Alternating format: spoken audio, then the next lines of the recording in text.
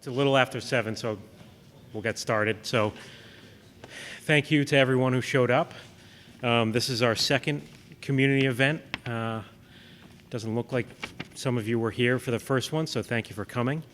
I'll kind of walk through a little bit about what we're talking tonight, kind of give you the Cliff Notes version, and then our architect, Doran Whittier, will walk through it a little bit more step by step and in depth. Just to do some quick introductions, my name is Kevin Champagne. I'm the chair of the Fire Station Building Committee. We have some other committee members here as well, the Town Administrator, Blythe Robinson, Chief Kinney, John Kent, Chris Baker, and Justin Unosik. Aaron Hunt, who some of you might know from some other town boards, is also on the board, but he couldn't be here tonight. We also have from our architecture firm, Doran Whittier, Ron Lamar, Don Walter, and then our OPM Vertex company, Steve Kirby and John Lemieux. So to get you a little bit up to speed, I don't know if anybody's been watching our meetings, but in late December, we presented our feasibility report to the select board, and the end result, essentially the feasibility study, was the selection to move forward with a new building. It's been identified to be built on the rear of the site. A few years ago, when the police station project was going on and the fire station project was still kind of lined up to go, there was purchase of the adjacent property and some rock ledge removal done. The new building has been sited to take as much advantage of that rock that's been removed as possible, while also leaving this facility operational, which will help the overall project cost. We can keep using this facility. We don't need any swing space. We don't need temporary space. The fire department will continue to operate in this building and stay in the trailer. And then once the new building is constructed, this building would be torn down and the site work completed. All in all, we feel that that's really the most cost-effective path, rather than trying to reuse this building, which is honestly well beyond its useful life. Give a more durable building, energy-efficient building. We'll kind of walk through some of the energy efficiency. That's really just kind of starting right now, so I don't know how much we'll touch on it tonight, but in future meetings, certainly we'll get into the energy efficiency that we're going to build into this new facility, as well as giving really a top-of-the-line facility that the fire department and the community deserves to help them operate more efficiently, serve the community more effectively, and also build in some spaces in this new building that the community itself can use for events. So, as I mentioned, we've been through the feasibility study, schematic design, which is kind of starting to flesh out the details of the building, the site work, starting to meet with permitting agencies. Those are the steps that we're taking right now. So tonight, the plan is to walk through the project schedule. Doran Whittier will walk through the schematic design or the feasibility study, and then schematic as we transition to schematic design here, bring everybody up to speed on how the design is taking shape. And then we also wanted to touch a little bit on, there were some comments made at recent select board meetings about the increased cost of this building versus what was presented back in 2019 and 2016 that everyone voted on. So we're going to touch on that a little bit. Again, Doran Whittier can go into that a little bit more in depth. I'll touch base on it at a really high level. There's two things that are different from 2016, 2019, and now. One is the building is much bigger. Back in 2019, what was presented by the architect was a 13,000 square foot building, and the facility that we're proposing is closer to 26,000 square feet. We, in some research, there's been a couple of feasibility studies. This is actually the third time a feasibility study has been done for this building. The first time was in 2001 by Allen Lieb Architects. They determined that the required square footage was 24,000 square feet. And then again in 2015, it was looked at, and they determined that the facility needed a 22,000 square foot building. So the 13,000 square foot building, we believe, really came about because The police station project was going on at that time. It was going through some budget overruns, and they were really kind of trying to work with what they had remaining to get something done here at the fire station. Everyone in the committee feels that if we had built that building, it was probably going to be too small, or we know it was going to be too small, and that we'd be back to the town to try and add on to it, expand. It didn't have enough space for all the apparatus vehicles. It didn't have, I jotted down some notes here, it didn't have enough training space. It didn't have adequate bunk rooms. Really, it was going to be undersized. So the square footage we're presenting now is much more in line with the two feasibility studies that were done to date. The increase in square footage, obviously those were a little bit smaller, are attributable to building code and best practice changes since that time. The other piece of it is the cost. It was presented at $6 million previously. Obviously, it's much higher now. We're estimating around $25 million. Really, the $6 million was based on a $350 a square foot cost, which even by 2019 standards was pretty low. Most fire stations were around $500 to $600 a square foot. In digging into that $350 a square foot, there were some pretty significant things missing. One was hazardous. They were presenting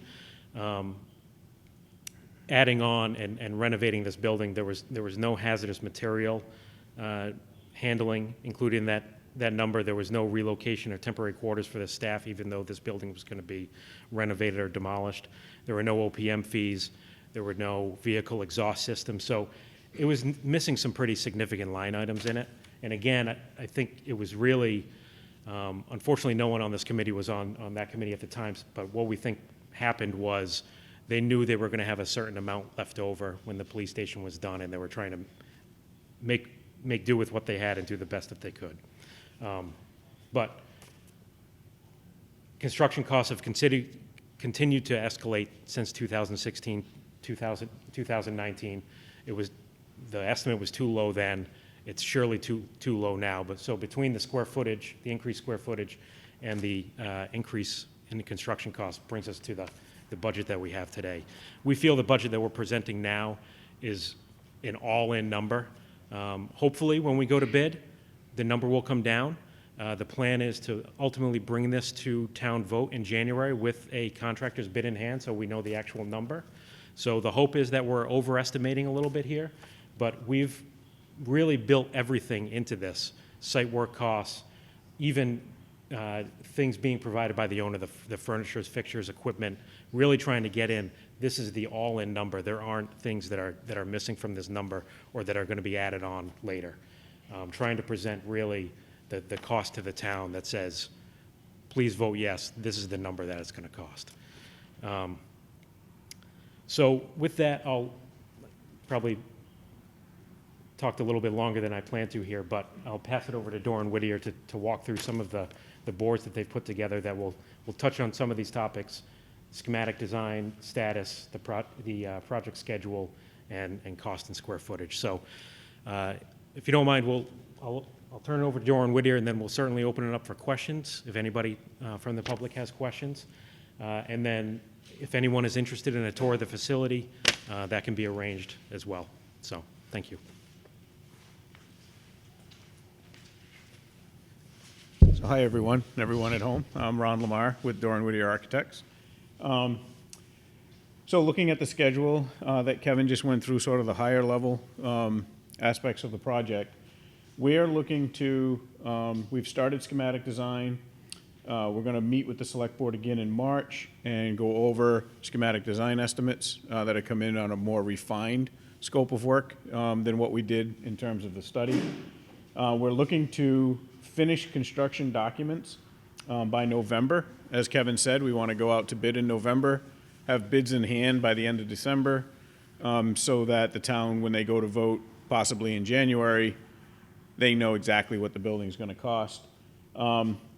Pending a successful vote, the idea is that we start construction in the spring and that we've occupied the building in August of 2024, so it's a little bit more than a year and a half. And then once the building is occupied, the trailer comes down, this building comes down, and the site work is finished. So as you see here with the site plan, the building gets built off in that corner. The apron to the fire apparatus goes straight out to Main Street, and that allows us to take down the existing building and the trailer without disrupting activities in the function of the fire station. So during construction, and they're here, and then after they occupy the building, they can actually function out of that building while this building comes down. So some of the information that Kevin touched on, and we just wanted to share this with everybody in the community, is that in 2001, they went through a study similar to what we did, and they came up with 23,686 square feet, which was needed by the community back in 2001. In 2015, a similar study was done, and that came down to 21,990, but that was going to keep some of the apparatus off-site at the old town hall like it is today. And then the program that we did brings everything and consolidates everything on site for 25,670 square feet. And we'll talk a little bit about this square footage is also higher because a lot of the fire safety codes for fire stations have changed. So even as of 2015, between 2015 and 2021, NFPA has come out and talked about the health and wellness of fire departments. They've talked about decontamination spaces. They talked about separating what they call red zones and green zones, and we'll get into that. In 2016 and 2019, as Kevin noted, these came down without any kind of analytical program behind them. It was just basically we're reducing the size of the fire station. So these boards will be available in the fire station after tonight, and I believe they'll also be posted on the town website. So please feel free to go and take a look at some of this data. So what we've done is we've come up with a very compact building for energy efficiency and for spatial efficiencies of the building. On the first floor, we're going to have the apparatus bays. You can see how tight some of the trucks fit in here. So we're providing the bays that are required. Two of them are a little shorter than the others because of the size of the vehicles, and we don't want to waste any space.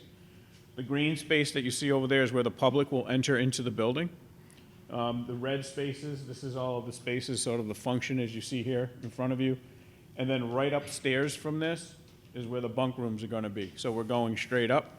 That allows, we have a stair on each side of the living quarters that gets them down to the bays quickly, as well as a fire pole that gets them down to the bays quickly. So in terms of spatial efficiencies, when we were going through the program with the fire department, and I won't read all of them, but some of these things that they tried to do was basically a lot of shared spaces. So you'll notice that some fire departments have a watch room. They're not going to have a watch room in here. They said, why don't we take that out of the program because we can use our community room and our training room as the watch room. So it'll do two things at once.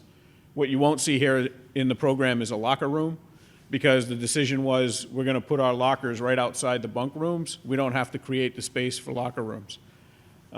So as you take a look at the plans tonight or on the website, you can see that all of these spatial efficiencies decisions were made, and that got us down to that approximately just under 26,000 square feet. So the other thing you'll see that we put here is how does that benefit the community, right? So right now, the staff is in the trailer outside, so when a call comes in the middle of the night, they have to come out of the trailer, come into here, and leave. And so you can imagine that doesn't work all that well. So this fire station will have quicker response time. It'll be healthier and safer, code compliant, if you will, for the fire department. And we're basically looking at an NFPA and ADA compliant fire station, as well as OSHA. So the other thing that we've considered is the community itself, obviously, the architecture, the language, and the fabric of Norfolk. And what we've come up with, and again, schematic design, is a building that fits within the community. It resembles a lot of the forms and the scale of some of the buildings in town. And what we tried to do is kind of set up the entrance, create the barn doors, if you will, and then you see that second floor is the living quarters. The pitched roof is also part of the ordinance that was passed in 2017 or 2018 And those bylaws that were changed, require buildings like this to take on that typology of the community with the pitched roofs.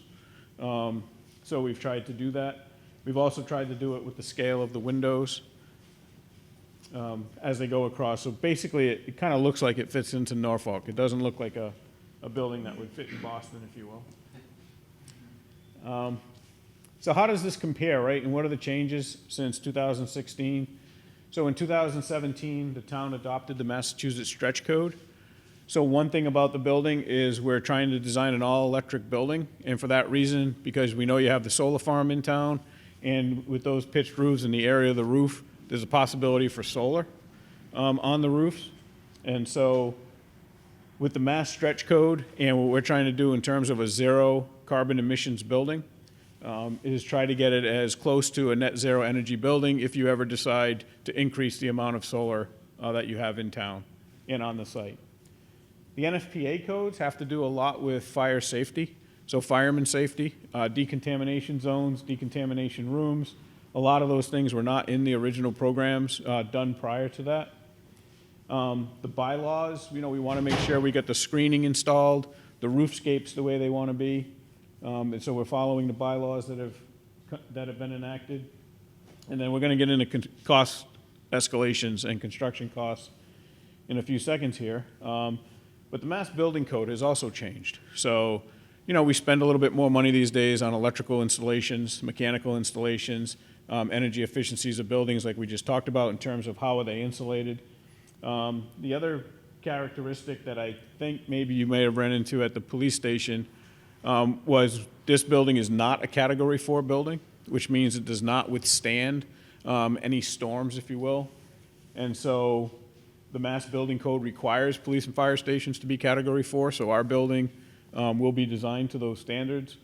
And then it's programmed for current use as well as growth.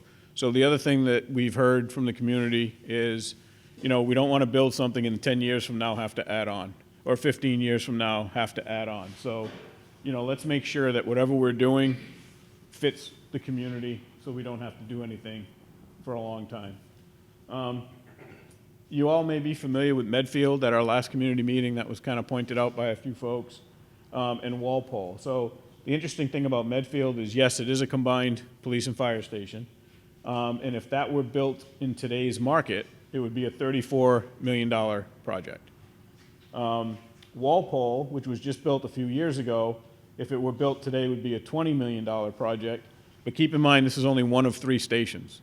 So what Norfolk is doing is this is your one and only fire station. So you don't have 2 other stations to grow into. So when it comes to project costs, preliminary budgets, this was done on a conceptual basis back in December. And what we've done is we've put together what we believe the building would cost strictly based on square footage and strictly based on the way projects are getting priced right now all around the state. What you'll see here is we've got 3 highlighted items, which are highlighted in yellow, and those are contingencies. So we believe that this project will cost everything you see here in black, but these 3 numbers here are contingencies. There's a proper construction contingency, there's an owner's contingency, and there's a soft cost contingency. So as Kevin said, we're trying to protect everything that we can because I don't think the town ever wants to get in a situation where they have to ask for more money after the vote. So we'll have bids in hand, and we'll have these contingencies built into the overall project budget. And just what that adds up to is $25,115,119.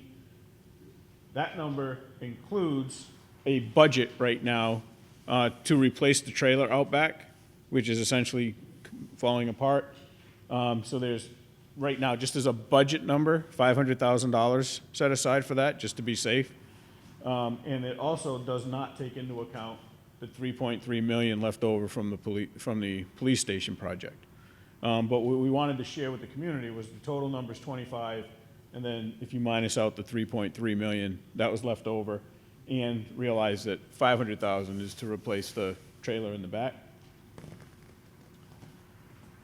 So how that compares to other projects that we've seen over the years, essentially from 2017 until now, is you're here and your construction cost is $670 a square foot.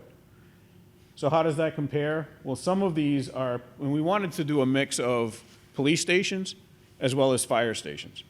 So what Kevin touched on a little earlier was numbers were used back in 2015 of $350 a square foot. So you can see that really not a lot of work was getting done in the state of Massachusetts for $350 a square foot back then. But what you'll also see is there were standalone police stations, like here in Southborough, in Ashland, it's a police station, in Charlton, it's a police station, and you can see what those numbers are. You know, so the reality is your police station that was built is still less than some of these numbers. And what we're trying to do is demonstrate that, you know, some have been as high as $703, some have been in the 600s, which is where we're at, and that was back in 2017. And this is obviously pre-COVID. So one of the things we have to realize is when people start comparing like this, every program is different, right? Like, so for instance, the Norfolk Fire Station is not gonna have a dispatch in it because the dispatch is down at the police station. So for that reason, it's not part of your program. But some of these other buildings, they do have the dispatch, right? And all of those spaces cost money. So what we like to say is it's very hard to compare an apple to an apple. Site conditions are very different. You've already blasted out some ledge on this site. What we've shown you in this diagram here is that we're picking up everything, whether it's a soft cost or a hard cost, it's all included in our number. Lots of these projects, you know, they pull things out, right? So for instance, we know in Walpole that their bid price didn't include all the radiant heat in the slab. They actually did that by change order during construction. So it's always very difficult to look at these and say, we're building an apple. Has somebody else built that exact apple? Well, no, because number one, they didn't have the size fire station you have. Some fire stations are one of 3 in communities, so those spaces change. The site conditions differ. And then the material choice is different. So what you see in Medfield is a brick building, in Walpole is a brick building. We're doing a siding building. Some of those don't have pitched roofs. We're doing pitched roofs. You know, does that make sense? So that's where we're at. And we'd be happy to take any questions. Just for clarification, Ron, Ashland, Charlton, Southborough, or police station, they were public safety. I'm They sorry. were combined Public safety, police and fire. Yep. I'm sorry, go ahead. Hi, my name is Thomas Clayton. When this station was built in 1966, that was like 56 years ago. But as you look at Millis, they have a new that station when they tore that old station down on 109 by the town hall near the Roaches. That the grocery store, that one was built in 17. They moved that old police station from Millis to where the old library was because they needed more space. So is this new fire station going to be like kind of like Lentham has one? Is this the similar project to Lentham or Plainville or other towns? I think so. I think so in that we're going to build a new station, and once that's done, we are going to knock this station down. Good. Yep. I'm just kidding. Yeah, I have a lot of questions. I came to this party late, so you have to excuse me if I don't know, you know, where we are and how we got there. But just looking at your presentation, I just wanted to make some comments, and I have a bunch of questions, okay? I think this is going to be a hard sell to the town, and I'll tell you why. A lot of people like myself have the perception that we just built a ipsy-pipsy 5-star police station not too many years ago, and it was very expensive. And we're still paying for it, right? And we look around town and we see all the Chapter B, 40B projects that are going on. A lot of people are moving in to these projects, to these 40B areas, and I don't see how we're not going to need more schools pretty soon. Maybe the town administrator could tell us more about that. But it looks to me like our taxes are going to go up even higher than they are now. And already they're pretty high for a small town. They're very high. Why? Because we don't have a lot of industry in town. We only have one tax rate. We don't have a business tax rate and a residential tax rate, like some towns do. We have one big tax rate. That's it, okay? So we're looking at schools. We're looking, still paying off the police station. And my perception was, and I think a lot of people in the town's perception was, that this building was going to be renovated. At least, I thought that in the back of my mind when we voted for the police station. It was like, we were going to renovate this thing, and there'd be a lot more space because the police were moving out. So, to see another cost of, $25 million, I think that's, pretty high. And I forget what the police station was, but I think it was in their neighborhood, if I'm not mistaken, right?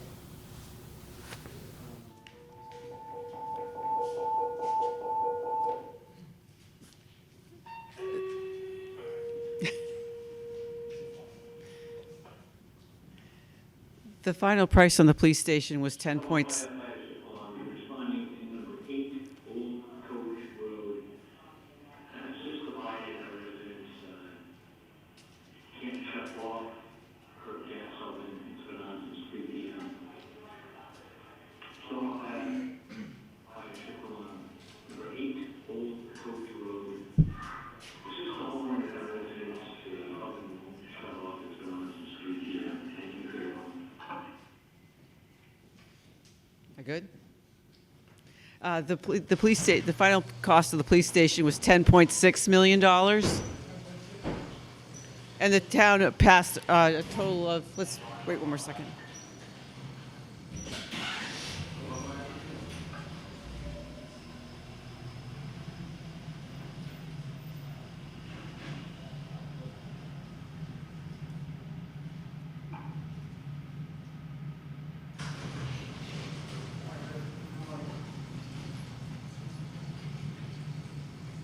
Sir, I believe it's just you can't shut the oven off.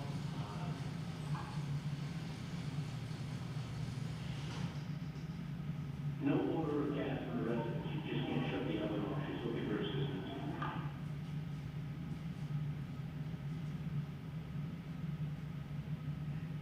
I'll try and talk above it. The town passed a total of $14 million at the time. Just one thought, as I noticed as the ambulance went out the door, one of the things I learned in this project, as you can see, things are tight in here, that we actually order the ambulances with one compartment shorter than they come normally in order to fit them in. Just an interesting factoid that to share.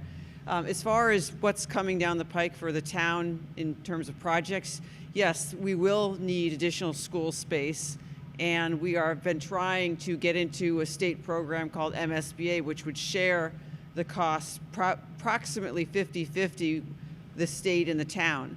That will be incredibly helpful to affording various projects, but also the town has incurred debt for a number of things over the years, and the hopeful, as the town administrator or the finance director concerns ourselves with these things, we look to try and plan projects when projects are being paid off, because the goal is that the cost of the taxpayer doesn't spike, because that's tough to manage for people. So we do have debt for the King Philip High School coming off in the next couple of years, and that will help balance this all out. But I can't, need to be very straightforward and say, yes, affording this project and the school will be a challenge financially.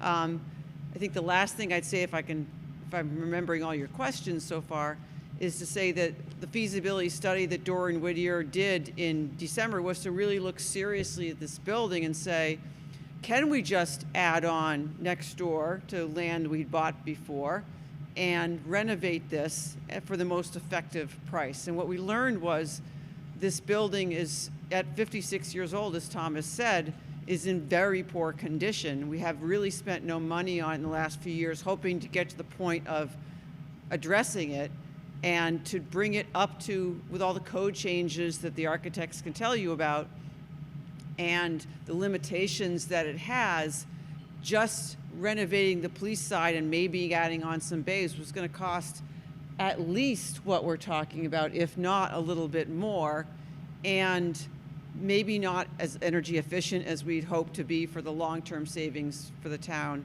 And so the recommendation to the select board is, while we don't take tearing something down lightly, in this case, we think it really is the best approach for the town overall. So you're saying that renovating this building and adding on would cost as much as tearing it down and building a whole new one? Yes, yes. Okay, I mean, you know, but this, from what you told me, this is gonna cost us twice as much as the police station did. And when debt comes off the books, it's never as much debt as we're gonna spend, right? It's never as much money as we're gonna spend. And that never happens, right? So the other questions I have are, is this a fixed price contract? You have contingencies in there. So is this a fixed price contract or not? It would be an all-in fixed, the bidders would bid on a total amount of work and give us a price, but it's always very important to have some contingencies in hand in case there's an unforeseen condition when you're digging something up. You need to be able to deal with it they couldn't have known about. You know, the goal is not to spend all that. So the answer is no. Because if they run into a problem, they can charge us more money. If they run into an unforeseen issue, they can come back to the town and ask for more money, right? For specific things. So under the Mass General Law, Chapter 149, it is a low bid general contractor bid that we're putting out. So that general low contractor bid, they own building exactly what's in those documents. What Blythe is talking about is so for instance, we're gonna bid out the asbestos removal within this building, right? So right now, you're looking at a budget. That's not the low bid general contractor price that we will get in December. When that becomes a low bid general bid price, they need to remove everything that we've identified in those documents.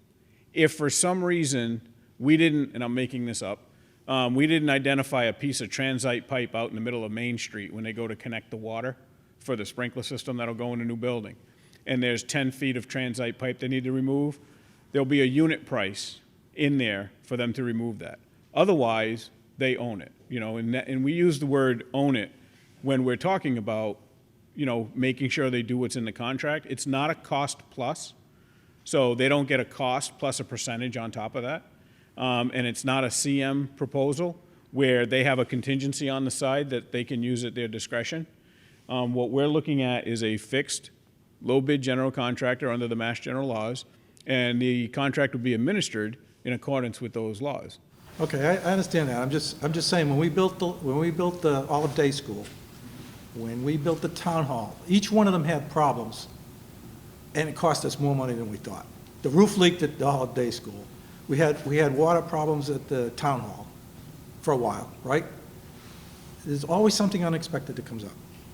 So my next question is, has anybody looked at what the square footage per capita is for a fire station in other towns? And how does this compare to like Medfield, Walpole, or Rentham, Plainville? Does a square footage per capita, per population, come out about the same, or are we higher or lower, or what? Yeah, so there's actually a feasibility report that's on the town's website, and you are actually consistent with the 25,000, 26,000 square feet as the other fire stations in the communities. So if you look at that report, the town went out several years ago and talked about how many homes are in the community, how many residents are in the community, and what does that translate into? And the fire chief, I know he's got, I don't know if he wants to share it, but he's got some information about what a town this size should have in terms of equipment, in terms of fire staff, and in terms of square footage. Do you want to talk about that? So as Ron had, talked about, we are very comparable with this plan, and in many cases we're actually on the smaller side. For example, if you look at Walpole, you say, well, their station costs less; they have a bigger population than we do. They also have 3 stations, and they also are already bursting at the seams at the new one. They had to move staff out of the new one into one of the stations that they had decommissioned because it was too small when they moved into it. So the other thing, you look at a town like Franklin, for example, they have two facilities that are, they have close to 40,000 square feet that they're using. You look at Plainville, whose population is smaller than ours. I think it's a little more than half, but that facility is comparable to what we're actually looking at. You look at Rentham, for example, their station was built years ago. Their population is very similar. We're going to be very comparable. And from a staff size, we actually, if you, look at data, and run numbers, we're actually providing a level of service that is better than some around us or exemplary, but with less resources and less people. So we have less people on staff than almost every single community that touches us, with the exception of Millis, Millis is a smaller town with lower call volume. So as far as, a department that tries to do the absolute most and stretch nickels transparently thin, you're looking at it. The level of service and what we're able to provide, and the service that you get out on the street at a cost per capita, we're one of the departments around here that's going to be on the lower end. Look at Westwood, for example. Population's a little bigger, but it is significantly more expensive. The service that's provided there, it costs per capita significantly more than what we do. But we deliver a comparable level of service. I'm biased a little bit. I would argue that it's better, but it's definitely comparable. We're providing exemplary ALS with data that backs up the results, in terms of, the level of service we're providing, survivability rates, people's, our fire loss rate, things of that nature, our fire prevention programs. We're able to deliver all of these services on a very tight budget. And we pride ourselves on that. We pride ourselves on, working hard to adapt and overcome and do more with less. And that's what we continue to do. One of the things that, we're very fortunate in this community, I'm fortunate as a fire chief to have inherited this department, is there's a strong commitment to community. The men and women that serve here are invested and engaged. So, we don't get some of the issues or problems that other departments may face in terms of, these men and women are willing to go the extra mile. They have and will continue to do so. They're not coming to you asking for this, that, and the other, or, asking for more. The ask is always what's needed. And that's one of the things that I've been impressed with, in working with them, even when working with my personnel in developing this project. It's always come back to me, hey, we got to find ways to make this smaller. We got to find ways to cut things out of this. What can we do? Hey, chief, let's get rid of the locker room. Hey, chief, we don't need a watch room. Hey, we did a tour of these facilities and we think this is wasted space. So we've shrunk and cut and tried to do everything we can to keep this as tight as possible, and also honor, the town, and honor the town in the way and what the town desires for the look of the buildings, for the zoning bylaws and things of that nature. And they all play a role in the cost, but there's always a balance. But again, I can assure you that the things that we're looking at and the things that we've pursued have all been need-based. We've looked at what we do as an operation. We've looked at where we are as an organization, and the things that impede us or that create potential liabilities. For example, walking across a parking lot when there's 1.5 feet of snow on the ground to get into a truck to respond to a call, may not seem like a big deal. It's a huge liability and risk for our personnel. Unfortunately, walking across ice or a wet parking lot, being able to live in the same building that you're responding out of doesn't seem like a big deal, but it is. It can impact response times by up to a minute. It can impact the ability just to get out of the station at all. We have had, unfortunately, instances where we've had personnel slip and fall and not be able to respond to the call. We've had instances where, just the other night, for example, we had a structure fire in the midst of the snowstorm. That creates a delay in response. They have to trounce across the parking lot in the snow and ice. Some of it hasn't been plowed yet because, as with a lot of us, that caught us by surprise. I don't think anybody, according to the weather forecasters, thought there was going to be 8 to 10 inches of snow. So, again, working and overcoming those obstacles. Some of those are obstacles that really should not be. They were supposed to be temporary, and here we are, 15, 20 years later, still adapting and overcoming and being in an overburdened situation. So, I think the one thing I really want the community members to understand, that this is a needs-based building. There's very minimal growth even built into it, because we cut a lot of it out because, I have looked at really hard from a demographic standpoint, what's going to be sustainable and what do we need. So you look at our apparatus fleet, for example. The only community that doesn't have a significantly larger apparatus fleet than we do in this area is Millis. And again, Millis is smaller and has a smaller call volume. But we have less apparatus than Plainville. We have significantly less than Franklin. We have less than Walpole. We have less than Foxborough. We have less than all the comparable communities around us. And we don't really maintain a reserve fleet at all.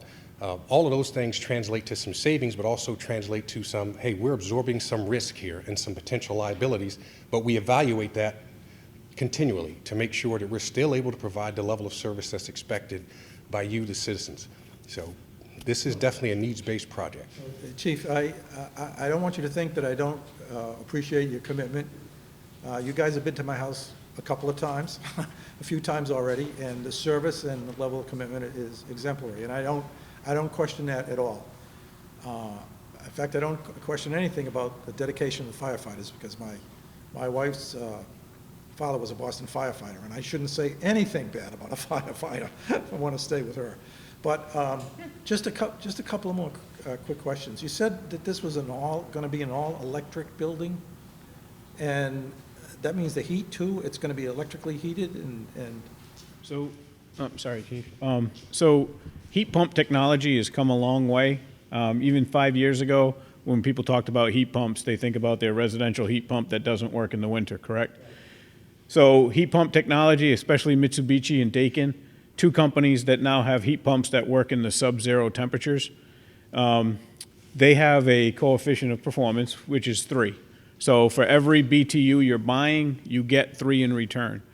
So with electricity, and this is the way, if you remember in the 70s, everything was all electric, and that was a bad thing, right? Because solar panels cost so much money, and generating electricity costs so much money. So that was bad. So now we've gone through this trough, and now we're coming back up, because now solar panels have become affordable. They're everywhere. They're in Norfolk. And so if you think about it, if you can generate the same amount of electricity that you're using in a building, it's golden, right? But if you're using fuel oil or you're using natural gas, for every BTU you're using, for every BTU you make in electricity, you have to replace 3 in terms of a fossil fuel. So it's not a 1-to-1 ratio. So your solar array would need to be 3 times larger to operate that building. So I guess you answered my question. I didn't understand it was going to be a heat pump system. Yes. It's going to be a heat pump. Okay. And so, but then on the even the hot water side, we're using InstaHot. That's the trade name, right? So we're using on-demand hot water heaters, so we don't have to have a loop and hot water storage. We are only heating the water when you're washing your hands or taking a shower. So electrical systems allow you to do that. Now, on the flip side, the other way to reduce the capacity of all those systems is to very well insulate the walls and the roof and the foundations and the windows and the doors. And so what we're looking at is high-performance doors, high-performance windows, and high-performance roof and a wall assembly. So this building right here, according to the drawings from 1960-something or other, it's 1966, thank you, there's no insulation at all. So, and, in the new building, we're looking to put enough insulation on there so the capacity of those systems come down. But, the next thing that I think is important to say is right now, electrical rates are high because artificially deflated fuel oil and natural gas is down. So at some point in the future, they're also going to start to equal out. The other thing I like to say is, as everybody knows, we're in an inflationary period, right? And costs are going up, especially building materials. This is not a good time to be building something. A couple of years ago, I bought a 2x4 for $2.50, $3. Yesterday, I went to Home Depot and it cost me $7 for one 2x4. And some of them were $8 and $9. It's outrageous. It's outrageous. So hopefully, that won't continue, and by the time you're building this, construction costs will have come back out of the stratosphere. But that worries me too, because we have a lot of seniors in town, a lot of retired people. And all we seem to see is the taxes going up and up and up. We realize we need the necessary services. We realize we need police. We need fire. We need a certain level of services, and we want the best. But at the same time, we can only afford so much, right? And this may not be the best time to be building anything. And you see the houses in town, it's hardly anything under $700,000 anymore for small homes. I mean, it's scary. You can't get into this town for $500,000. You're lucky if you find anything for $500,000, right? And one of the things that's going to, except for the Chapter 40B projects, it's going to prevent people from coming here is the high prices. And the specter of having more schools necessary, more services necessary, and we don't have a lot of business or industry to defray that. That moonscape up has been there since I moved in almost 35, 40 years ago. There's still nothing in the center of town on that land. So it's scary. We keep spending, and we don't have the revenue that's coming in to back it up. How long is this bond? I assume we're going out for a bond on this. If we get 50% funding, how long is the bond going to be for? 20 years or 10 years? We can do it up to 30 for 30 years? for a project like this. We have to think about whether that's a smart move or it's not. I mean, that's part of the. I mean, interest rates are going up too, right? They're going to be going up pretty soon, pretty dramatically. I'm going to leave that decision to others and the Well, effect. the Fed's told us. I get that. I just, Right. it's They're hard not- to say. They're not lying. No. We're at an inflation rate, the wholesale price rate last month was 9.7%, almost 10% a year. For wholesale prices, that's going to be reflected in retail prices, right? It's astronomical. It's not a great time, but So the good news about the inflation rates, though, is that, you know, I'd say 2018 or something like that, they used to be at an interest rate of 3. So when we were doing public projects like this and we worked out all the numbers with the finance people, you know, they always came back and said, we're getting an interest rate of 3, 3.2, 3.5. Just before COVID, those rates were down in the low 2s. So we actually had projects that changed their bonding because of the interest rates and said, we're not going to carry this over a 20-year period, or a 25-year period, actually, in this one case. They went to a 15-year bond and paid exactly the same amount on their tax rate. yeah, but you're on the other side of the curve here. Well, we're getting there. So the good news about getting everything done in December and hopefully passing this year is they're not quite at 3 yet. We completely agree with you. They're going to be at 3. The Fed has said 4 interest rate hikes this year alone. So by December, they're going to be up there. One thing I would say is, and we do this regularly, and we have done in the since I've been here twice at least, is like anyone else who wants to refinance their mortgage, communities can do it too.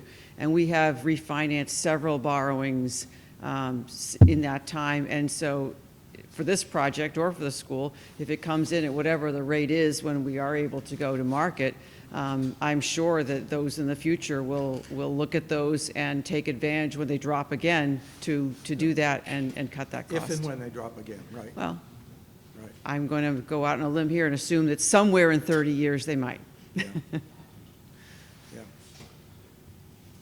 I mean, I appreciate your question. I think everybody appreciates the questions because they're real questions. And that's what's on everybody's mind, right? Right. How much is this gonna cost and how long is it gonna cost for that? So when we get the schematic design prices in, which will be in March, and we meet with the select board, we're then gonna go through another round of pricing during design development. That'll be done sometime in June. And every step of the way, we're gonna come back to the town and say, this is where the number is. Because the more we define the project itself, those contingencies start to come down, the numbers get refined a little bit better, and we're able to go in front of everybody and say, this is where the project is coming in. What's your biggest worry about a price increase? Where do you think the potential is for a spike in something we haven't thought of? I mean, right now, working with Vertex, we're able to track that. So if the price of metal is going way up, we can take a look at the specifications here and say, maybe we want to do a little bit more out of wood, right? If the price of wood, like you're talking about, is going up, maybe a lot of the interior materials are not wood. Maybe we're getting it from somewhere else. So we need to have the flexibility from the design team point of view and to work closely with the owner to make sure that you get just as durable a system or a building using the systems that are not spiking. Because like you said, the 2x4s, right? It's crazy. Once the wood goes way up, the wood comes way down, now the metal's way up. Both metal and wood are up. What are we supposed to build with glass? And so, you know, it's that balance of let's find the things that are not spiking. Cars had a recent issue, right, because of all the microchip situations that were going on. So it's not a good time to buy a car at that point. So, you know, if we had that kind of component in our building, we would say we're not going to use that component. We're going to use some other kind of component that's not running into those issues right now.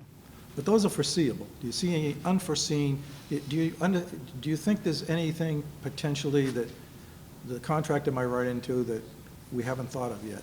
Is there a possibility of something on the site, or?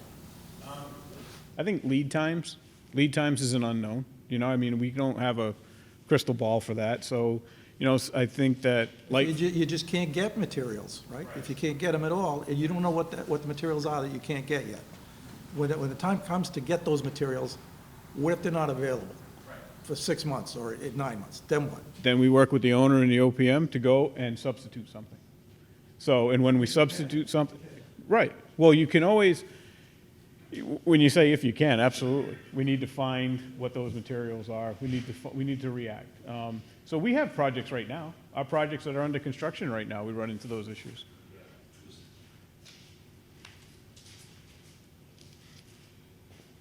John Lemieux from Vertex. One of the things we're doing, sir, is, you know, if a typical construction duration for build a building like this might be 14 months, we're actually saying, okay, let's do it in 18. And not because we want it to take 18, but to give them an extra 4 months to build. So what we'll be doing is kind of, as Ron said, looking at, you know, taking the temperature of the marketplace when we do this. If we award a job in January, as an example, well, chances are you're not going to put a shovel in the ground until March anyway. So maybe we say it's April. Those first 3 months the clock isn't ticking per se. So we've got those 3 months plus the 14 to build it. It's 17, but what you've done is you've taken risk away from the GC to say, oh God, I can't get blank. I'm going to have to pack extra money in here. So the hope is we're just doing this on another job in another town where we're awarding roughly in December, knowing that we're not starting until April, and that gives that duration of time to work with those things. I'll say the architects too have become very nimble, especially lately, about substitutions. Obviously, you know, usually you always hear about somebody, hey, can I put this in instead? But we're having situations now where I can't get this. So the architects have to be prepared and have done a really good job of just moving on the fly and saying, okay, we can't get this, but having options. So it's not designing anything so specific to the building that it ties our hands for options for later on. So if we can't get A, maybe we can get B and C. So, and lastly, cost concerns are huge. That's why doing this and actually coming to the town with the actual number is probably the best approach, because that way can look at you and say, this is what they'll sign the contract for, right here. Plus these other things, this is the budget. So we're going to have that SD number, we'll check the budget, the DD number, design development, and then construction documents, one other check before we put it out to bid. And the hope is that we've been tracking and reading the tea leaves right along the way, so that when we come to town meeting, it's not, you know, it's good news. It's not. I think it'd be useful too if you point out that this is the bid we got at this point in time. It's a point estimate. It's not an average, a point estimate. And if we wait 6 months, because of certain things, it may be higher or maybe lower, depending on cost of materials. Or if we wait a year from now, it could be higher or it could be lower. You hit on something that's so true. If you wait and your 10% escalation goes back to 5, guess what goes up next year? Materials and labor always goes up. Every year, the prevailing wages increase. Except this year, hopefully it'll go down because they're so high. Agreed. There is a premium on So there. I'm saying in 6 months, it could be more expensive to build or it could be less expensive. Because a 2x4 can't be $9 a piece a year from now, or nobody's going to be building anything, right? So that would be useful, I think, for the town to hear. No, it's a great point. You know, I want to use this example. nobody knew COVID was going to hit, right? So we all in the industry had projects under construction when COVID took place. And on a particular project, the electrical contractor came and said, basically, China's shut down. And the components that go in these light fixtures come from China. So there's nothing we can do to get this if we don't order those fixtures, like if we don't literally get those things shipped to us today. So as an ownership group and the architecture team and the OPM, everybody got together and said, this is what we got to do to approve the fixtures, and they got the fixtures. They were still digging the foundations, and the light fixtures showed up on the job site. But the reality is, we were able to do that on that project. And the owner actually found some space in town to store those light fixtures until they were needed. We found out from the electrical contractor that other projects decided not to do that because, of course, nobody knew how long this COVID thing was going to last. Those prices went up 40, 50%. The contractor came back and said, I just can't get them because of COVID, and this is the increase in price. So I think one thing we all need to do is, as John talked about being nimble, once we see these things, because we don't have a crystal ball, but once they're identified, how do we deal with them and deal with them right now and deal with them head on? Because sometimes you should wait, right, and see what happens because it's crazy. But other times, you really need to be able to act and take advantage of the situation. So that's what we plan to do. Yeah, exactly. Okay. That's all the questions I have right now. I have another question.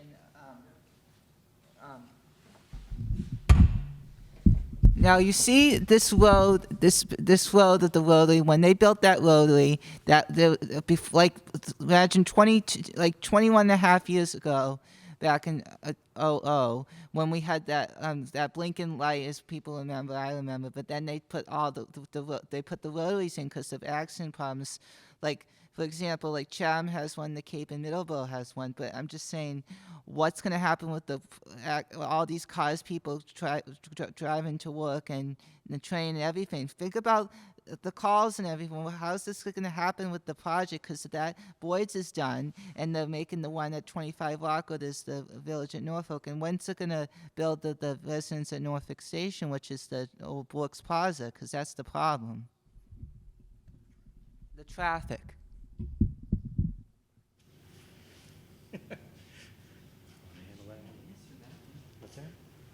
You stumped us. Thomas, is your question about traffic or is it about the growth of the population of the town? I'm not sure. Between either this or between, yeah. The question is about how is this going to, the vehicle's going to come out of the new station and all this project. I mean, I'm just asking how is this going to happen when there's all these cars are driving, people going to work and everything. I'm just saying about. Are you concerned about fire trucks being able to get to these places? Yeah, because the rotary's too small and there's. And I mean, which people, what the vehicles code? Because there's too many houses, and they're building all these newer projects. Well, I mean, the fire station. Whenever the town decided to put the fire station here in 1966, they made a great choice, because they did, because as the chief could tell you better than I can, it's the best location in town to get to everywhere as quickly as possible, equally. Right. And so, yes, there's more traffic in downtown with 25 Rockwood Road and the others, but in thinking about that, there wasn't enough change to say we should move the fire station somewhere else. And to the point of cost, we already own this. The town bought the land next door for the eventual expansion. Here we are, and if this is the right time to do it, it would cost even more. As the gentleman behind you said, the cost of property would be quite a burden for the town to even think of going somewhere else. So, hopefully people move over still for big red trucks, yes? Yeah, they do. I mean, I don't mean to make light of it. It's a serious point that you bring up. But I don't think that the traffic is our concern, and you'll see that people will be able to come out of the station. They'll be able to come out right here and go left or right as they do today. And I think it will be okay most of the time. Thank you. You're welcome.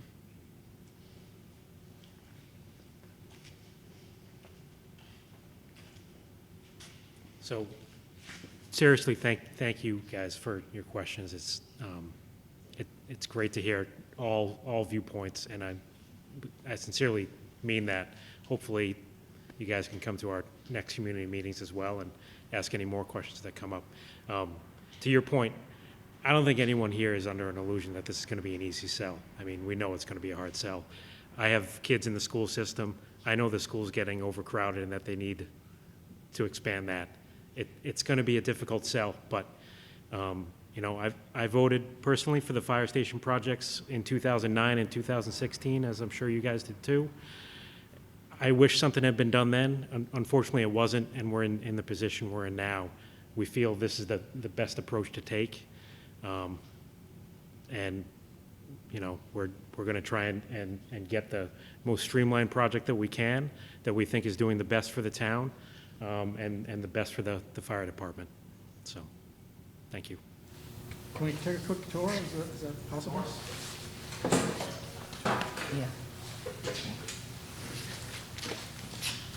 Oh, one last question. Why are you rebuilding the trailer? Why is the trailer being, the chief mentioned that people, the staff is in the trailer and they go out to the equipment and go to a fire or some call. Why do we still need a trailer after we build a new fire station? We don't. The trailer, it's honestly, when you take a walk through the trailer. You'll understand. You're gonna get rid of it. We got it.